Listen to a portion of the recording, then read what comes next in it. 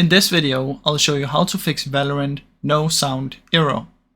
Now first what you want to do is head into Valorant, click up on the options here and go to settings. Under audio you want to make sure you have sound turned on, and also in voice chat you want to make sure your output device is on your default system device. You can choose another one if you know which one is the correct one, so just make sure you do that. After that you can close down Valorant, come here and open up your volume mixer by right clicking on it. In here make sure you have Valorant turned up, as well as right click and go to sounds, playback, and make sure you have chose the correct one as your default device. So for me my surround sound is the correct one, so I press on it and choose set default.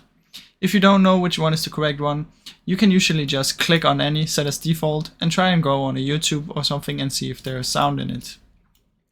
Now after that what you can do is simply just try and check if you have a Windows update, search for Windows update and check. If that still doesn't work, what you can do is come here and search for device manager. In here found sound, video, game and controllers, and then update your sound driver.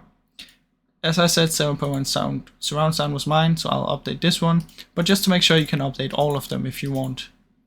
Now after that, if it still doesn't work, what you can do is search for troubleshoot settings, go to additional troubleshooters, find the playing audio one and run the troubleshooter.